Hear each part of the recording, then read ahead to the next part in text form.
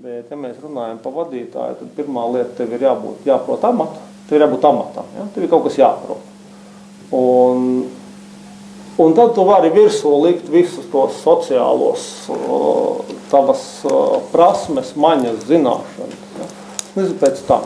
Es esmu šobrīd slikts inženieris. Ja? Es esmu sen aizmirsis tās tīrās inženieres lietas. Ja? Bet ko tas man ir iedevis? Es spēju runāt ar tiem cilvēkiem viņu valodā. Man nevar uz ausīm spagetī sakārt. Ja? Nu, to neviens tā kā nemēģina. Un tas ir tas lielais pluss. Ja? Vai es esmu bijis veiksmīgs? Es nezinu, drīzāk, ka jā, bet tas ir ne tik daudz naudas izteiksmē jāsaprot, cik to, ka man faktiski lielākā daļa no tās manas dzīves, kas ir līdz šim nodzīvot, ir bijis interesanti. Nu, interesanti ir tas arī tas vēl viens atslēgas. Kāpēc misija? Kāpēc es vispār kaut kādā sakarā ar misiju? Nu, tādēļ, kad arī es uzskatu, ka lai kāds ir tas jūsu amats, ja, tas, ko iegūst tas laimīgais, kurš tiek iespējamā misijā, ir kā reiz šīs te sociālās zinības un prakses. Ja. Nu, tā ir tā vēl viena lieta, ja, ka, teiksim, tā skola iedod kaut ko tādu, ko neviena augstskola jums nespēja iemācīt.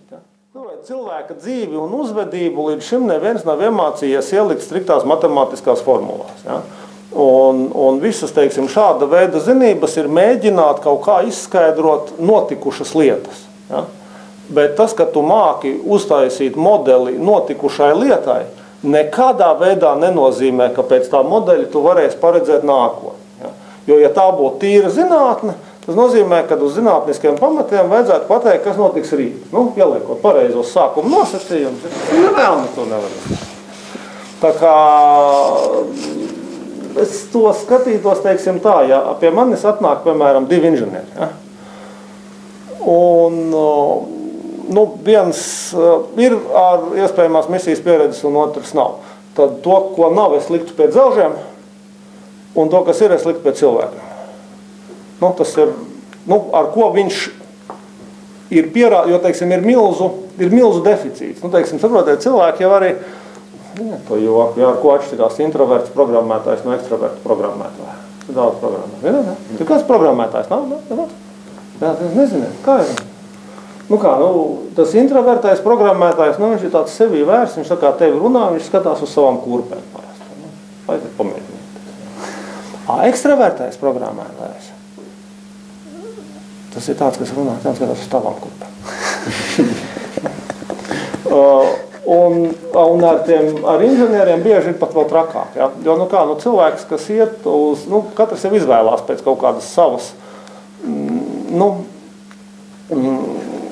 gan temperamenta rakstura tur un daudzām citām lietām, ar ko viņam labāk patīk strādāt. Un tie, kas dodas uz dabas zinātnēm, viņiem ir kaut kā vairāk iekšā, ka viņam patīk strādāt ar tiem priekšmetiem, ar tām lietām, vērot to dabu vai, teiksim, strādāt ar tām formulām. Ja? Viņam ir, zināma bremze strādāt ar citu cilvēku. Ja? Un līdz ar to speciālists, kurš vēl piedevām māk strādāt ar citu cilvēku, ir milzīgā vērtība. Es esmu šausmīgs elektronikas inženierijas retums. Ja? Tā ņemu, kad man nav baila, teiksim, ko man viņiem teikt, ka parunāties ar kādiem. Jā. Un tā ir tā lieta. Tas, protams, arī treniņa jautājums. Ja? Es uzskatu, ka misija palīdz attīstīt foršus cilvēkus, kas no foršiem cilvēkiem uzstājas lieliskus cilvēkus. Ja? Un labi darbinieki priekš mums, protams, arī ir ļoti laba sadaļa, bet kopumā tas palīdz attīstīt iniciatīvu cilvēkos. Ja? Un to es uzskatu par ārkārtīgi vajadzīgu un vērtīgu lietu. Ja? Plus, protams, ja tas misijas skolotājs par to laiku sagatavo, 5 spīdošām acīm skolniekus, ja? Tas ir labi, ja? Kurš māk arī mācīt. Kurš vidus speciālists gribēs iet vidusskolā mācīt? Zīmes var pataustīt, redzi? Ja? Kāpēc viņam ir jābūt fizikas speciālistam? Teiksim, tā vidusskolā tur ir pamati. Bērns ir neinteresē.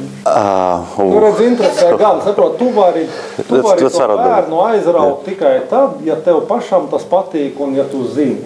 Nu, ja tu ar bērnu kopā lasi mācību grāmatu, nekas labs tur nebūs. Runājot par vadītājiem, vai jums šķiet, ka Latvijā trūkst labu vadītāju, un vai jūsu uzņēmumā arī ir grūti atrast labus vadītājus? Jā. Ļoti grūti, jā. Ļoti grūti. Nu, man kā tāpat lietas.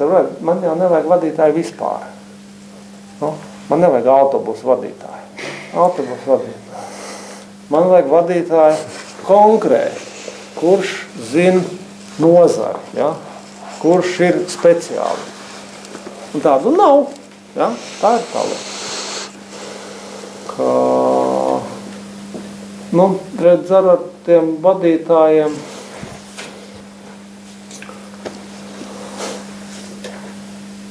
nu, tur nepietiek ar to formālu izglītību.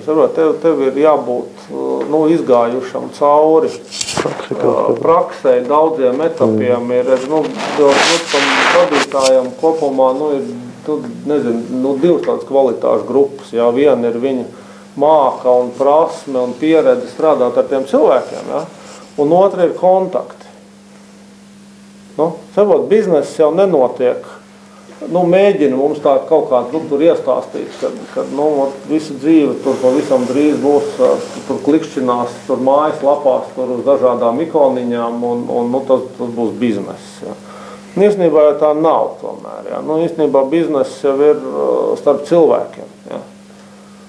Un lielās lietas kopumā notiek starp cilvēkiem. Un tu dari kaut ko, tu noslēdz līgumus, vai tev ir attiecības ar tiem, kuri tev patīk, vai ar kuriem strādājot, tu jūties komfortabli. Ja? Tas ir tas pieredzes un kontaktu jautājums.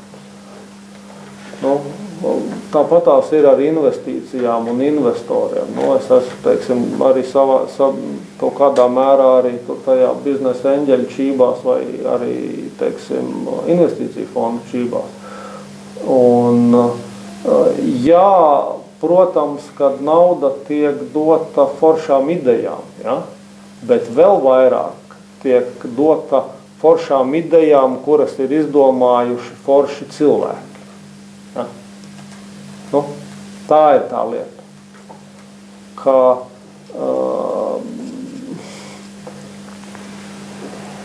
ir ļoti, ļoti grūti kaut ko darīt kopā ar cilvēkiem vai vidē, ar kuriem tu jūties nekomfortabli. Ja?